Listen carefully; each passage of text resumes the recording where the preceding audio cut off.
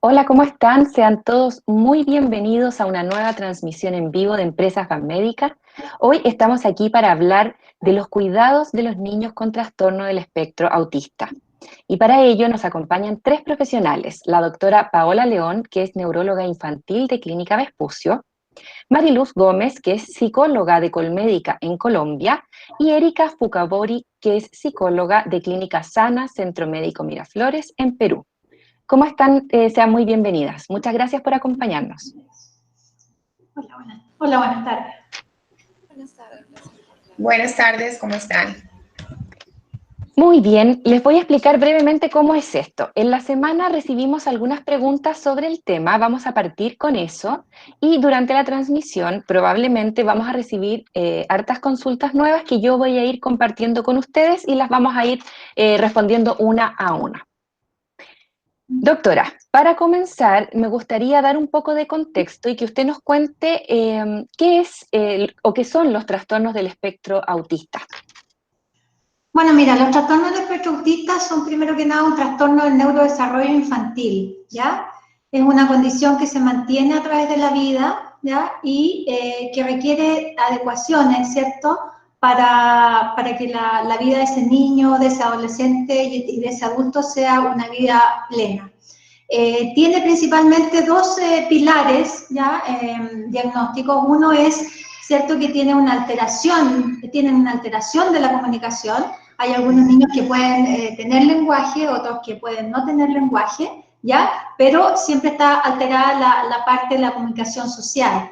Y la otra parte, ¿cierto? Es una alteración, digamos, en algunos, ellos son muy repetitivos, tienen conductas repetitivas, ya sea pensamiento, conductas motoras, que ellos manifiestan. Eso es principalmente. Puede estar acompañado o no, como dije, del lenguaje y tiene un índice también de severidad. O sea, hay niños o niñas también, porque las niñas también, si bien están un poco menos afectadas, también pueden ser parte del espectro autista y hay un nivel de afectación que puede ser de un nivel 1, sea leve, un nivel 2 que es moderado y un nivel 3 que es severo. Perfecto, doctora. Doctora, aquí acabamos de recibir nuestra primera pregunta en línea desde Colombia y Marta quiere saber cómo se detecta a un niño con trastorno del espectro autista. Bueno, primero que nada, como dije, es un trastorno del neurodesarrollo, entonces tiene que haber una alta tasa de sospecha, ya sea de los papás, de los pediatras, de los profesores, de los educadores, en que el niño o niña, ¿cierto?, va teniendo un déficit, ya sea en el lenguaje, en el área social y también en el área motora, ¿ya? Entonces, el ideal es que cuando hay una sospecha de que un niño esté presentando cierto retraso en su desarrollo psicomotor, vaya a consultar no solamente al pediatra, sino que también a los distintos especialistas, como puede ser un neurólogo, un psiquiatra o algún profesional como un terapeuta ocupacional y también fonoaudiólogo. Perfecto, doctora. Mariluz, en tu experiencia como psicóloga, ¿cómo se aborda esto en la familia? ¿Cómo se le presta ayuda, por ejemplo, a los papás de un niño con trastorno del espectro autista para ayudarlos en este camino? Bueno, en este caso el acompañamiento desde la parte psicológica es fundamental, ya que los papás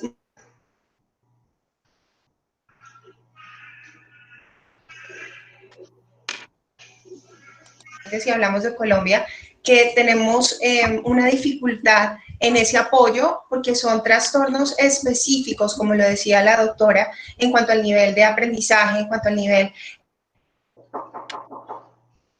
¿Estamos con un problema de audio? ¿Sí? Sí. ¿Aló?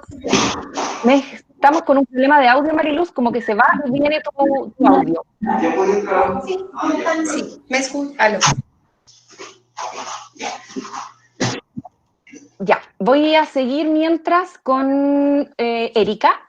Erika, si me puedes contar tú, desde tu perspectiva como psicóloga, lo que le había preguntado recién a Mariluz, ¿cómo se le da apoyo a los papás de un niño con trastorno del espectro autista para ayudarlo ayudarlos a ellos y de esta manera también al niño. Como comentaba mi colega, sí, es brindar el apoyo a los familiares, a los padres de estos pequeños que tienen el trastorno del espectro autista, en donde nosotros vamos a hacer como un aprendizaje, información, brindarles todos los soportes adecuados a ellos para facilitar los ambientes, ¿no? De comunicación, de interacción, esa parte de estimularlos.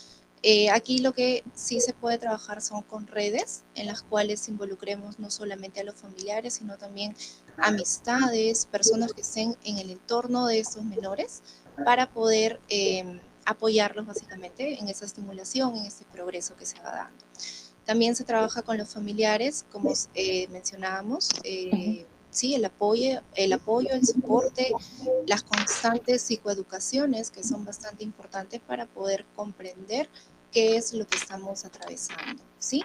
Y darle un soporte emocional que es bastante importante tanto a los cuidadores familiares y a los menores. Gracias, Erika. Doctora, Marlis de Colombia también quiere saber cómo se puede detectar qué grado de autismo tiene un niño. ¿Hay una escala? ¿Cómo lo ven ustedes como médicos? Bueno, primero que nada decir que el diagnóstico, a pesar de todos los test que tenemos en este minuto y los adelantos, ¿cierto?, en neuroimágenes, estudios metabólicos, etcétera, es eminentemente clínico. O sea, un niño para detectar que tiene este diagnóstico, niño o niña, ¿cierto?, debe ser evaluado por una persona que tenga expertise en el tema, ¿ah? Como decía, en este caso un neurólogo infantil con expertise en el tema, ¿ya? Y posterior a esa evaluación, donde se ve, ¿cierto?, si ese niño tiene un lenguaje adecuado a su edad, si tiene una capacidad sociocomunicativa adecuada para la edad y también un desarrollo motor adecuado, ¿cierto?, tú puedes determinar si pudiera estar dentro del espectro de los trastornos del autismo. Ahora, aparte de lo que es clínico, también nosotros nos apoyamos en ciertos test, ¿cierto?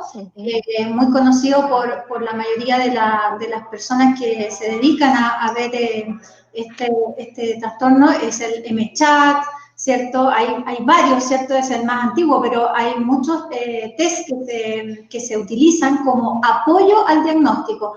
Uno de los últimos es el A2, que en realidad se está utilizando bastante, pero que sin embargo no deja de ser un apoyo al diagnóstico clínico, ¿ya? O sea, no es que yo haciendo estos test voy a tener el diagnóstico automático, sino que el diagnóstico es eminentemente clínico, hecho por una persona, por un médico en este caso, psiquiatra o neurólogo que tenga expertise en el tema del neurodesarrollo. Perfecto, doctora, gracias.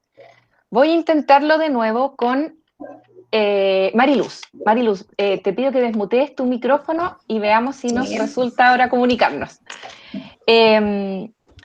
Aquí nos pregunta, me imagino que una profesora, dice Valentina de Colombia, quiere saber como docentes qué medidas pueden tomar en el aula para ayudar a un niño con trastorno del espectro autista a integrarse a la clase. Bueno, una de las cosas importantes que nosotros como terapeutas y como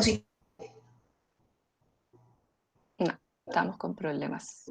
¿No? ¿No se escucha? Se escucha y se corta. Sí. Hola. A ver, intentémoslo de nuevo. Una de las cosas que nosotros como terapeutas es la inclusión de estas patologías específicas, que como te decía anteriormente, a veces es un poco complejo porque no tenemos el conocimiento necesario. Entonces,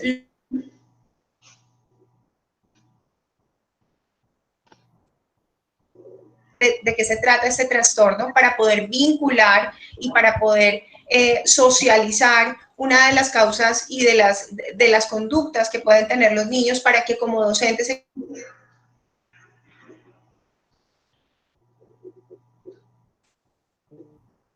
muy importante.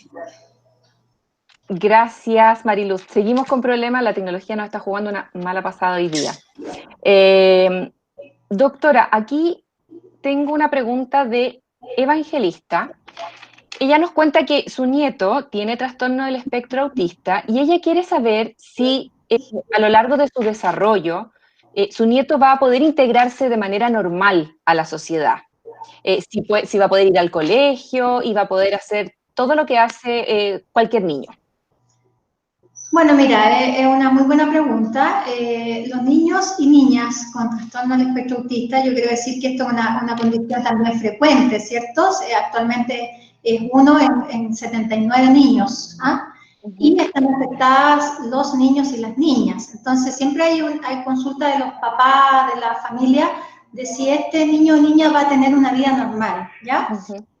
En general, sabemos que mientras antes hagamos el diagnóstico, que como lo dije anteriormente es un diagnóstico clínico, eminentemente clínico, podemos implementar ciertas terapias que van a ir a desarrollar el lenguaje y el área sociocomunicativa de ese niño o de esa niña, ¿ya? Por lo tanto, cuando nosotros logramos llegar dentro de los primeros 5 años con una cantidad de terapias adecuada, ¿cierto? Haciendo también el diagnóstico diferencial, porque el autismo puede tener, ¿cierto? Pueden ser algunos niños con autismo secundario a una patología, por ejemplo, genética, ¿ya? En esos casos, el diagnóstico también es importante hacer exámenes, digamos, para determinar eso, pero si es un autismo que en realidad llamamos nosotros idiopático, o sea, que todavía no conocemos bien la causa, pero sí sabemos, ¿cierto?, que con las terapias vamos a avanzar, y todos los niños avanzan, desde los más severos hasta los más que tienen necesidades más leves. Pero es importante empezar temprano. Y en el caso de lo que preguntaba la señora, los niños que logran lenguaje, ¿cierto?, y tienen terapia, lo más probable es que se van a poder integrar a la sociedad, van a poder ir a colegio, van a poder, con ciertas adecuaciones obviamente, pero van a poder, digamos, participar perfectamente de los colegios, ahora con los programas de integración, ¿cierto? Y van a poder ser adolescentes y adultos que van a contribuir a la sociedad. Gracias, doctora. Quiero ir ahora con una pregunta para Erika. Aquí, Dani, de Chile, pregunta si desde la psicología, ¿cómo se puede concientizar a un familiar sobre este trastorno cuando este familiar no lo acepta? ¿De qué manera podemos ayudar a ese familiar a aceptar esta condición? Primero hay que tomar en cuenta que sí, muchos de los padres se cuestionan, ¿no? ¿Por qué a mí? ¿O por qué está pasando esto con mi niño? Entonces es, como mencionaba hace un momento, la psicoeducación, el soporte emocional que le podamos brindar y primero trabajar con el adulto, ¿no? Prepararlo para afrontar esta situación. Si es que ellos se rehúsan, rechazan, es poder apoyarnos también en un otro cuidador, el otro papito de pronto, que pueda ayudarnos a estimular al menor, ayudarlo a desenvolverse, pero también ayudar y darle los soportes necesarios a esta persona que se estaría rehusando, estaría rechazando, ¿sí? Explicarle en qué consiste, ayudarlo a comprender, y una vez que nosotros podamos detectar que ya está asimilando, está aceptando, poder recién generar esta interacción, porque si hay un rechazo, no hay una aceptación, no hay una adaptabilidad por parte del cuidador, eso va a ser desfavorable para el menor, ¿no? Porque no va a ser como que, digamos, ayuda para que él pueda desenvolverse en esas 3 áreas que está teniendo déficit, como mencionaba la doctora. Perfecto, gracias Mariluz. Erika, no, estaba hablando con Erika, ahora voy con Mariluz. Mariluz, intentémoslo de nuevo, a ver si nos resulta ahora. Nos llega aquí una pregunta de Paula, de Chile, que quiere saber en qué consiste la psicoeducación. Erika nos mencionó en una respuesta anterior que era importante dar herramientas de psicoeducación a los familiares de un niño con TEA. ¿En qué consistirían esas herramientas de psicoeducación? Bueno, la psicoeducación son las herramientas que como psicólogos, como terapeutas damos para el aprendizaje previo que debemos hacer frente al trastorno. Es la explicación específica del trastorno del cual nos estamos enfrentando. Es darle las herramientas, digamos, nosotros como terapeutas manejamos formatos, manejamos checklists y que ofrecemos tanto a los docentes como a los padres para poder verificar y para poder ver minuciosamente el comportamiento de los niños, porque así como dijo la doctora, en primera instancia, hay personas que con este trastorno que pueden tener problemas de aprendizaje, pero hay otros que no. Entonces, es poder hacer es poder ofrecerles ese aprendizaje para que conozcan tanto y no se equivoquen tanto precisamente por el desconocimiento. De eso se trata la psicoeducativa que hacemos como terapeutas. Gracias, Mariluz. Doctora, vuelvo con usted y con una consulta de Verónica de Chile, que quiere saber si el trastorno del espectro autista está asociado al déficit atencional y a la hiperactividad. Mira, esa es muy buena pregunta también, le agradezco a Verónica. Sí, antiguamente se decía que no era, digamos, no era compatible decir que un niño tuviera autismo y déficit atencional, pero actualmente se sabe que efectivamente los niños con TEA comparten muchas veces este otro diagnóstico, tienen este otro diagnóstico, ¿ya? En el caso de los niños, hay muchos niños que tienen mucha capacidad, son muy inteligentes. De hecho, yo tengo muchos pacientes que son realmente con un nivel de inteligencia superior y, sin embargo, son súper inquietos, son distráctiles, son niños que tienen atención muy, muy lábil, y ahí se benefician también del apoyo a ese otro diagnóstico. En cuanto a las niñitas, que las niñas tienen generalmente los síntomas un poquito más apagados, ¿cierto? Es más difícil el diagnóstico en la mujer, es todo un tema, se está hablando mucho ahora de autismo en mujer.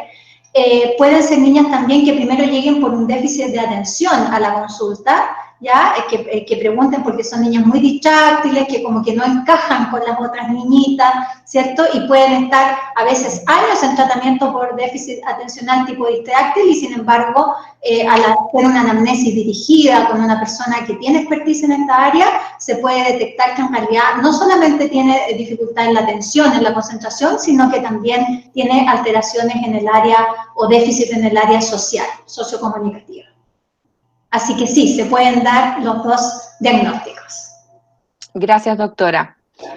Voy de nuevo con Mariluz. María de Colombia quiere saber qué estrategias y métodos se pueden implementar en el ámbito familiar para influir de manera positiva en el desarrollo de un niño con TEA.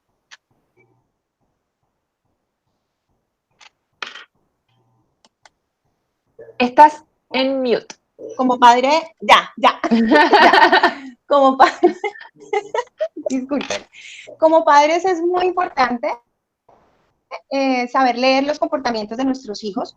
Sabemos que este trastorno tiene una complejidad en la parte de hacer contacto, de comunicarnos verbalmente. Entonces es muy importante buscar ese lenguaje no verbal con ellos para poderlos acoger y que ellos sientan ese cariño y ese amor. Como terapeuta y desde el corte que tengo, que es humanista, creo que una de las herramientas básicas que nosotros brindamos a los padres es poder fortalecerlos en el tema del amor, en el tema del afecto, en saber conocer tanto a nuestros hijos y poder acogerlos, poder leerlos de tal manera que podamos conocerlos a tal punto para que ellos puedan sentir ese amor de esa forma. Tenemos que también tener en cuenta que los niños con este trastorno tienen muchas dificultades en el tema visual. Ellos no hacen el contacto visual directo. Ellos son muy evasivos en ese tema. Entonces es poderlos centrar y poderlos siempre guiar al tema del contacto. Mírame a los ojos, la teoría y desde todo el tema de la teoría del amor, que me parece muy importante, y la parte afectiva y de la parte del contacto físico. Eso me parece muy importante. Ok, gracias, Mariluz. Erika, voy contigo ahora y una pregunta de Iván, de Colombia. ¿Cómo? Ahí estamos, ya. Iván de Colombia dice que ¿de qué manera un psicólogo podría apoyar a un niño con TEA que necesita o que va a rendir algún examen en su colegio? Hay que tomar en cuenta que ellos son bastante rutinarios. Hay que nosotros hacer una planificación previa, una anticipación. ¿Sí? Eso va a permitir que tanto el tema de la ansiedad, el estrés que puedan estar sintiendo va a disminuir. Entonces nosotros podemos emplear palabras sencillas y en una tonalidad más suave, explicando, anticipando la situación en la cual ellos se van a someter, ¿no? En este caso de un examen, vamos a trabajar un poquito de cómo es esta situación. ¿Qué podría él, digamos, experimentar, ¿no? Como mencionaba la doctora aquí, sí, ellos presentan ciertos grados y nosotros hay que detectar en qué nivel ellos están. A partir de ello, nosotros en la parte psicológica lo que trabajamos es el que ellos puedan tener también esta capacidad de asociar emociones. Si bien es cierto, ellos tienen este déficit para comprender sus propias emociones y comprender las emociones de los demás, lo que nosotros trabajamos es poder que ellos asocien una situación específica, la asocien con la palabra y la emoción. ¿Sí? Entonces, una vez que ellos tengan esta capacidad de poder conectar esa sensación con esta palabra, van a poder experimentar y van a poder comprender lo que les está pasando. Más la anticipación que yo podría como padre orientar, explicar, va a hacer que ellos puedan rendir un examen con más calma. Muchas gracias. Doctora, tengo aquí una pregunta de Romina, de Chile. Ella cuenta que su hijo tiene hoy día 6 años, pero a los 4 le detectaron TEA y solo ha sido atendido con terapeuta ocupacional hasta el momento. Dice, este año por pandemia no ha ido a su escuela de lenguaje y ha estado muy agresivo. No le pega a la gente, pero sí se ofusca muy rápido. ¿Será recomendable enviar a mi hijo a un colegio donde asistan más niños en su misma condición o que siga en un colegio normal, por decirlo de alguna manera? Bien, bueno, buena pregunta también. La verdad es que primero yo le recomendaría a ella que el niño fuera evaluado, ¿cierto? Por un especialista, por un neurólogo en este caso, para realizar lo que decía yo antes, la evaluación de las diferentes áreas de indemnidad del sistema nervioso, ¿cierto? Auditiva, evaluación auditiva, electroencefalográfica, genética, y después de eso, si eso todo sale normal, la verdad es que yo siempre recomiendo que los niños que ya han logrado lenguaje, ¿cierto? Vayan a escuelas con integración, ¿ya? Con proyectos de integración.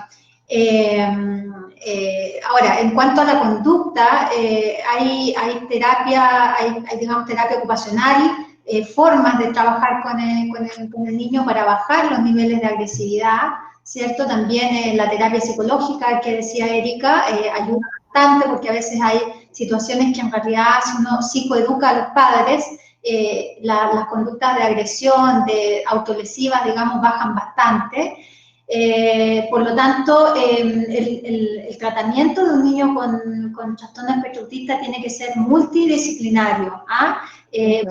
Ver la visión del otro profesional, porque cada uno en su esfera ve algunas cosas, ¿cierto? Cuando uno ve a un niño con TEA, ve a un niño con autismo, no ve a todos los niños con autismo, no hay receta de cocina en esto. Entonces, cuando uno se nutre, ¿cierto?, de la psicóloga, se nutre del terapeuta, se nutre del fonoaudiólogo, de la profesora, ¿cierto?, que es un gran campo, una buena profesora hace la gran diferencia muchas veces, entonces puede dar un manejo integral y beneficiar no solamente al niño, sino que a esa familia que muchas veces tiene grandes dificultades de qué colegio encontrar, cuál es el colegio más adecuado.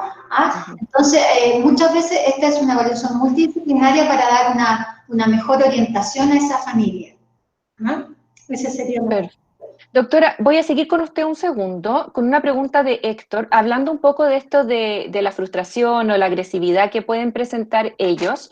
Héctor dice que tiene un hijo de 10 años con TEA y que cuando se enoja tiende como a la autoagresión, se golpea a sí mismo e intenta hacerse daño. Y a él le gustaría saber cómo puede evitar que esto ocurra o si hay alguna técnica de relajación para ayudarlo a calmar estas actitudes? Bueno, como decía, yo en lo personal soy bastante partidaria de primero evaluar multidisciplinariamente a ese niño, ¿ya? Ver qué es lo que le está molestando, porque a veces los niños, por ejemplo, que son autistas no verbales, a veces pueden tener algún dolor, pueden tener alguna alergia alimentaria, por ejemplo, en la noche y que duerma mal y por eso anda irritable al otro día. Puede tener alguna estímulo sensorial que le moleste en el día a día y por eso ser irritable y por eso estar con conductas autolesivas. Entonces hay que evaluar bien por qué se está produciendo eso. También podría ser, por ejemplo, una llegada de un hermano, un cambio, un duelo, ¿cierto? La pandemia que ha hecho que los niños estén, ¿cierto?, sin sus terapias. Entonces hay que evaluar bien por qué se está produciendo ese evento, ¿ya? Y esa es una primera etapa. Y la segunda etapa es la implementación de las terapia ocupacional, psicológica, ¿cierto? Y después, en el caso de que esto no funcione, ¿cierto? Esto es como una escalera, o sea, una primera etapa es esa. Y el segundo paso ya son algunos fármacos que también pueden ayudar. Yo siempre le digo a los papás, esto no es para siempre. Si yo indico un fármaco, no es para que esté toda la vida con el fármaco, ni para que el niño tenga que ser dependiente de ese fármaco, pero a veces nos sirve, ¿cierto? Para dar una especie de salvavidas por un tiempo, por algunos meses, y hacer que las terapias empiecen a hacer efecto.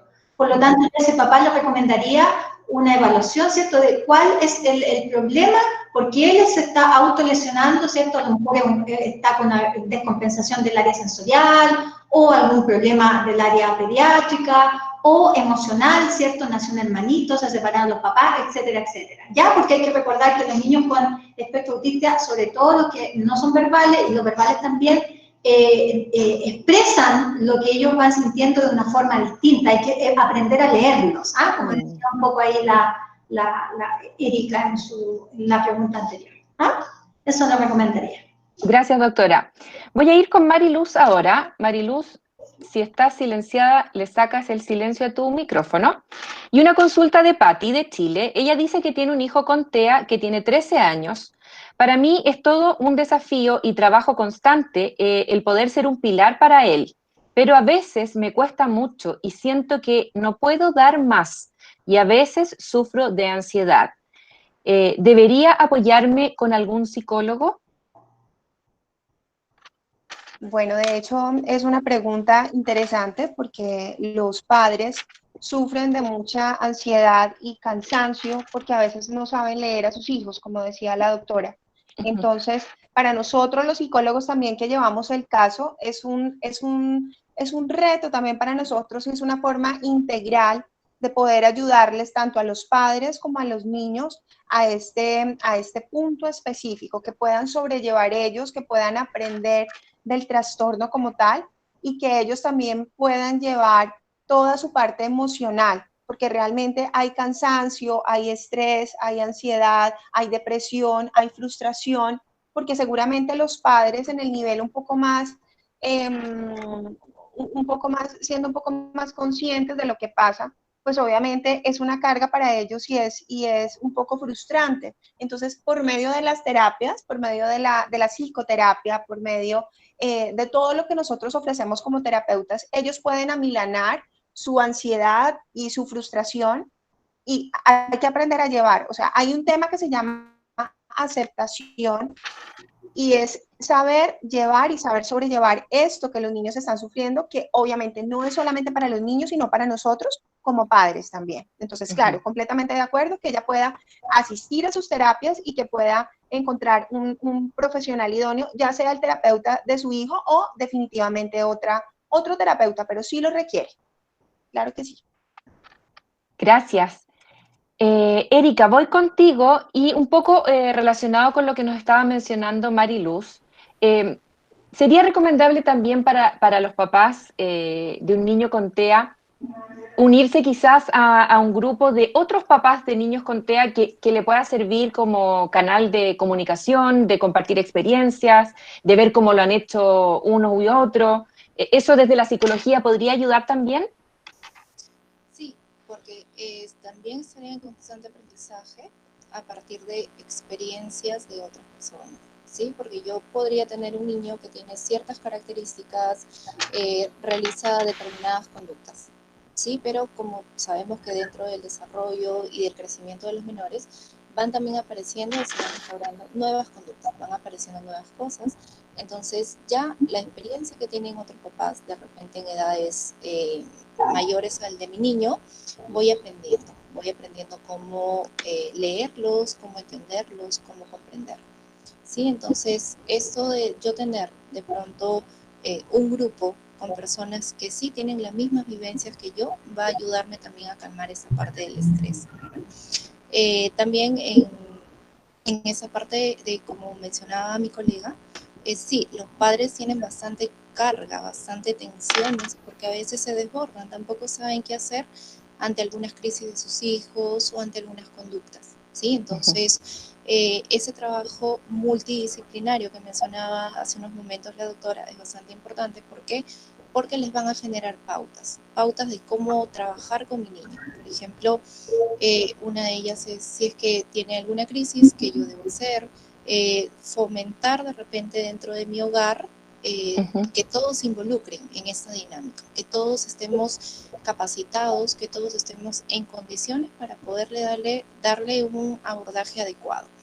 Si es que yo ya estoy sintiendo ese tema de la ansiedad, del estrés, por cómo estoy vinculándome con mi niño, lo que voy a hacer es de pronto generar espacios en los cuales dentro de sus rutinas, yo voy a hacer que ellos tengan estas rutinas y puedan hacerlo de manera más, digamos, individual, ¿sí? O apoyarme con algún otro miembro de la familia para yo poder tener ese espacio, para yo también encontrarme conmigo, de pronto descansar, tener ese espacio para relajarme también. Entonces sí es importante el apoyo bastante de otras personas, ¿sí? El poder compartir experiencias. Gracias, Erika. Doctora, voy con usted y una pregunta de Pía desde Chile. Ella dice, me gustaría saber cómo se realiza el trabajo con los hermanitos de un niño con TEA. Tengo un caso de una pequeña de 1 año 8 meses que fue diagnosticada con TEA severo y su hermanita de 4 años no logra entender el diagnóstico y tampoco el por qué su hermana se comporta como se comporta. Usted que tiene mucha experiencia con esto, ¿de qué manera se aborda el TEA con los hermanos de un niño que tiene esta condición? Es una pregunta, muy buena pregunta y muy difícil también a la vez. Mira, yo suelo decirle a los hermanitos de los niños con TEA que son pequeños terapeutas de sus hermanos. En este caso son las dos chiquititas, entonces no es tan fácil explicarle a la hermana que no está afectada por qué su hermana reacciona así. Pero yo diría que es bueno, por lo menos en mi experiencia, cuando los llevan a los hermanitos a las terapias, donde la mayoría de un buen terapeuta, ¿cierto? Un buen fonoaudiólogo les enseña ciertas pautas de en qué pueden ellos, cómo ellos pueden jugar con su hermano, qué cosas le molestan, ¿cierto? Qué cosas pueden hacer en conjunto y a lo mejor qué cosas no pueden hacer en conjunto porque va a hacer que su hermanito o su hermanita se sienta mal. Entonces, no es tan fácil, fíjate, cuando son tan chiquititos. De a poco ir explicándole, porque como yo decía, esta es una condición que lo va a acompañar al niño o a la niña, en este caso, de por vida. Entonces, el hermano o hermana tiene que estar incluido también dentro de este mundo que se abre. Pero una cosa importante también, aparte de incluirlos pero no como terapeuta, digamos, no es que ellos le hagan terapia, sino que como en la parte del juego, ¿cierto?, de acompañarlos en ciertas actividades, ¿no? Yo digo, entre comillas, pequeños terapeutas. Pero es importante también que los niños, los hermanos que son, sobre todo, tienen hermanitos con autismo severo, también los padres tienen que darse tiempo aparte para esos niños. O sea, porque muchas veces, ¿qué es lo que vemos? Como en cualquier otra condición crónica y severa, que los otros hermanos quedan un poco relegados. y eso puede producir en ese otro niño una sensación de abandono, sin quererlo los padres, por supuesto, es una cosa absolutamente involuntaria, de abandono o de que en el fondo de no complicar nada, son niños a veces muy, muy bien portados porque tratan de no generar más angustia a la familia. Entonces yo diría también a esa mamá que tiene que tener un tiempo solamente con esa otra hermana. ¿Ah? Esa sería mi respuesta. Perfecto, doctora. Voy a ir con Mariluz. Aquí me preguntan lo siguiente. Ella quiere saber, en esta época de pandemia, Ángela, de Colombia, dice, ¿qué herramientas sugieren para apoyar a los padres en esta época de pandemia, cuando después de un largo periodo de confinamiento se ha interrumpido de manera abrupta el proceso de socialización que se llevaba en la escuela de forma presencial? Bueno, importante, volvemos, creo que hemos sido muy reiterativas como terapeutas todas y como la doctora psicóloga y la doctora neuróloga, el tema de la psicoeducativa, es importante tener las herramientas y poder fortalecernos de cómo es este trastorno, de cómo se maneja, de cómo se lleva a cabo. Hay algo que me parece muy importante acotar y es el tema de las pausas activas, también es importante. Otras actividades que se puedan desarrollar con ellos y saber leerlos de tal forma que podamos hacer ciertos ejercicios con ellos, que podamos hacer ciertas clases, digamos, desde la parte rompecabezas, hay rompecabezas muy sencillos y hay otros muy complejos, poderlos elaborar con ellos, poderlos ayudarles a ellos también en su proceso cognitivo. Como bien sabemos que hay muchos niños que no tienen un problema cognitivo severo, pero hay otros que seguramente sí es mucho más marcado. Entonces, en esta época de pandemia es poder hacer una lista de actividades que podamos hacer en casa, que obviamente como no están escolarizados desde el colegio especial para los niños o desde el colegio que los asiste o que les da las pautas importantes para ellos desenvolverse, actividades específicas, concretas, alimentos, por ejemplo, que les guste a ellos también como forma de recreación, de que los saque también de esa rutina, porque me imagino que muchos de los niños estarán cansados también de estar en un espacio, los que están en un espacio cerrado, hay otros que tendrán la posibilidad de estar en un espacio abierto, pero poder hacer esas rutinas divertidas y en la medida de las posibilidades cognitivas de aprendizaje e intelectuales, poder desenvolver con ellos y poder desarrollar con ellos de una manera eficaz y de una manera divertida también para hacerles a los padres un momento agradable y a los niños, obviamente. Perfecto, muchas gracias, Mariluz. Voy a ir con la última pregunta para Erika y luego para la doctora porque ya el tiempo se nos está acabando. Así que voy con Erika y una consulta de Brenda de Chile. Ella pregunta, ¿qué estrategias se pueden utilizar con niños que tienen TEA en un jardín infantil donde no se conoce al personal ni a sus compañeros? ¿Cómo se puede llegar a él sin que se sienta invadido en su espacio? Hace unos momentos mencionaba esto de la anticipación, ¿sí? Ya que consideramos que es un menor en edad preescolar o de repente ya escolarizado, pero temprana edad. Sí, entonces vamos a ver que sí se puede generar ciertas dificultades, ya que como hemos visto que sí tienen ese déficit para la interacción, sus habilidades sociales tienen esta dificultad. Entonces, para disminuir lo que se llama de pronto estas conductas que van a tener con un nuevo entorno, con nuevas personas que no están familiarizadas o que ya han creado un vínculo, se puede hacer progresivamente. ¿Qué quiere decir? Se puede sugerir que un acompañante que ya ha generado un vínculo con estos menores puede estar yendo y dejarlo paulatinamente para que se vaya integrando en ese entorno, ¿sí? Para que ese contacto visual que va a generar no sea tan invasivo para él, ya que sí puede ser muy, digamos, alterarlo. Entonces sí hay que ver esta parte, ¿no? De que sea paulatinamente el ingreso, las charlas o la comunicación constante que van a tener en ese espacio con los docentes, trabajar también la parte de los compañeros, ¿no? de pronto, como son pequeños, enseñarle mediante cuentos, mediante el juego, cómo es que esa persona, si bien es cierto, tiene ciertas conductas diferentes, ciertos comportamientos, pueda integrarse con ellos y que esos menores tampoco no es como que vayan a invadir el espacio, ¿sí? Entonces, enseñarles un poquito también a ellos a cómo interactuar con ese menor que va a ingresar. Gracias, Erika. Doctora León, voy con usted y la última pregunta ya.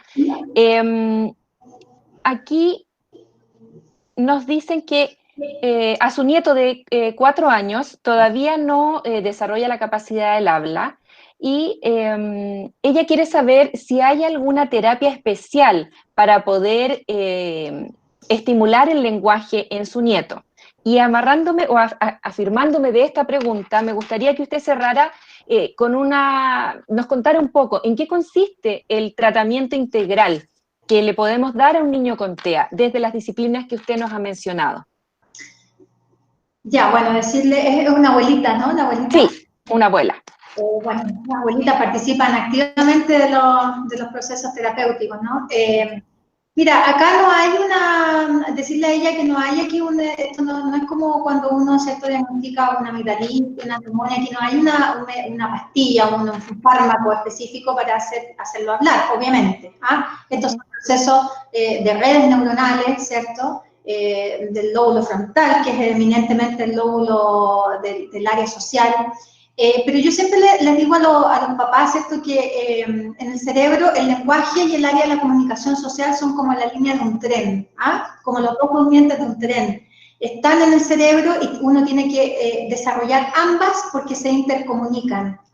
Entonces, tengo que tener necesariamente para desarrollar el lenguaje en un niño y además sabiendo que yo tengo un tiempo límite, que es más o menos los 5 años, un poquito, entre 5 y los 6 años de desarrollo del lenguaje, ¿cierto? Necesito terapia fonoaudiológica principalmente, ¿ya? Hay varias, digamos, líneas, el ABA, ¿cierto? Uno de los más conocidos, pero generalmente lo que yo digo es que tiene que ser un fonoaudiólogo que sepa de este tema y que sea empático con ese niño y trabaje con la familia como coterapeutas.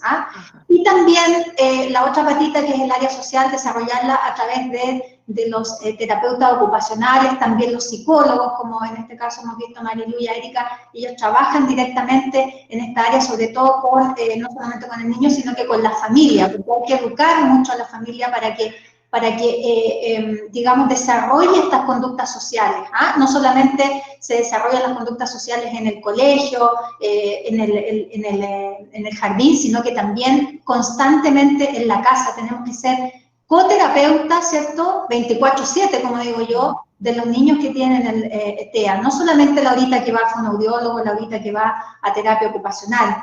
Y eso es lo que viene. Incluso hay propuestas de hacer a padres, que padres sean guías de otros padres. También ayuda en lo que hablaban antes de un poco del apoyo también emocional que requiere. En cuanto a la terapia o al manejo multidisciplinario, me refiero a que, como decían antes, cuando uno tiene un niño que tiene este diagnóstico, puede ser muy diversa su sintomatología.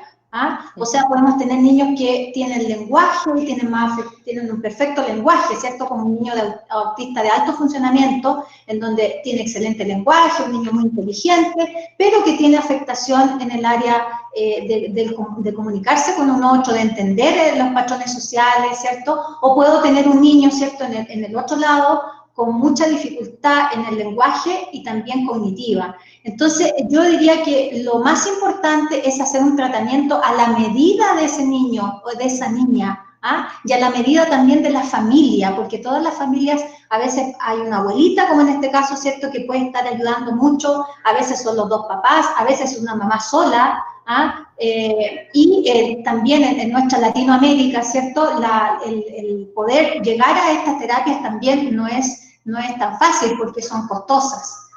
Por lo tanto, yo creo que tenemos que participar en el ámbito médico, ¿cierto?, con todos los profesionales, neurólogos, psiquiatras, fonoaudiólogos, terapeutas, ¿cierto?, pediatras, el estamento educacional, ¿cierto?, con los educadores, los profesores, los psicopedagogos, los educadores diferenciales y también incluir a la familia de ese niño, no solamente a la familia nuclear, sino también a toda la familia, a los abuelos, pueden ser hermanos, tíos, etcétera, etcétera. Y eso va a hacer que finalmente nuestra sociedad empiece a entender que los niños con necesidades especiales, como en este caso los niños con TEA, no solamente ellos van a requerir de nuestro apoyo, sino que también son ellos mismos, ¿cierto?, productores de que las nuevas generaciones, los niños sean y aprecien la diversidad. Y eso es sumamente importante, que aprecien la diversidad, que yo soy distinto, pero puedo tener una facilidad, por ejemplo, para las matemáticas. Me puede costar más quizás en la educación física, a lo mejor hay otro que es muy bueno para el deporte, y todos tenemos capacidades distintas y podemos desarrollarnos y beneficiarnos, ¿cierto?, de un otro que es distinto, pero que puede aportarme, así como yo también puedo aportarle a él. Y eso tiene que ser desde pequeño, desde pequeño tiene que partir esa inclusión, ¿cierto? Esa mirada de lo neurodiverso, como decimos en la sociedad de neurología. Muchas gracias, doctora. Me habría gustado poder hacerles más preguntas, pero nos quedamos sin tiempo, así que les doy a las tres las gracias por habernos acompañado hoy día. Estuvimos con unos pequeños problemas técnicos, pero bueno, son cosas que pasan. Muchas gracias por habernos acompañado, por haber compartido con nosotros y haber dado esta cantidad de respuestas a nuestros espectadores. Que estén muy bien. Bueno, chao, gracias. Muchas gracias por la invitación. Gracias. Y a ustedes que me siguen mirando, les doy las gracias por habernos acompañado, por habernos dejado todas sus preguntas y los dejo invitados para el próximo jueves a un nuevo live. Estén atentos a nuestras redes sociales para que sepan de qué se trata y aquí por este mismo canal los espero. Que estén muy bien, cuídense, chao.